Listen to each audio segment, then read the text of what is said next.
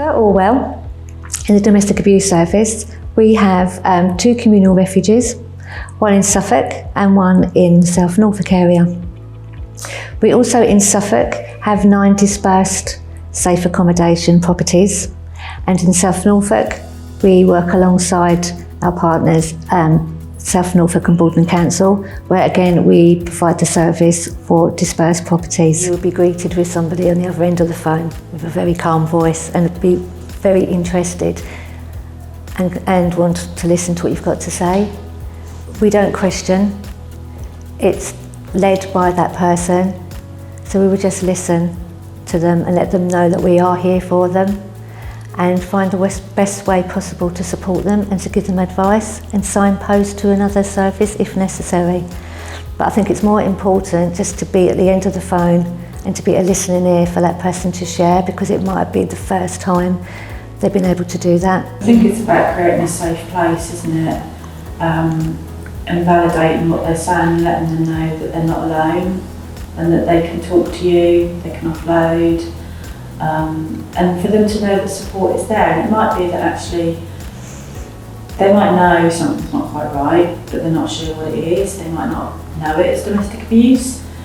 And I think by having those conversations with you and letting they know that there's someone there that will listen to them, that will be able to support them, it might be that they don't necessarily want to leave, but they might be in that pre-contemplation stage where they're maybe thinking about things, maybe thinking about they might want to leave. It might be that we need to do some safety planning with them or some risk assessments.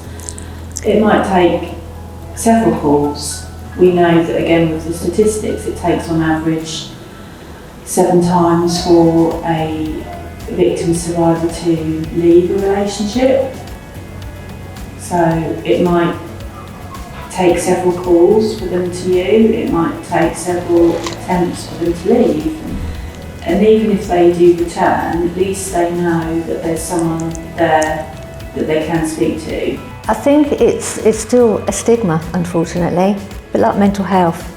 But we are getting better talking about mental health. But again, with domestic abuse, it sometimes comes across, what stays in the home, what happens in the home stays in the home. It's also shame, you feel embarrassed. You don't want to talk about that your relationship isn't great. So it's difficult for somebody to actually reach out, and also survivors don't actually know that it's actually domestic abuse until they've actually spoken to a professional about it, and then they can then recognise that actually what is going on with them in their lives isn't okay. But until they actually reach out or able to reach out, it's not spoke about. So for example, someone might say to you, and that could be anybody, why doesn't she leave? And it's not about why doesn't she leave, it's about why doesn't he, or whoever is the perpetrator, stop doing what they're doing. So we can use white ribbon, we can use that as a way to have open conversations. It's opening the door to have those safe conversations and highlighting how effective just wearing a white ribbon can actually be.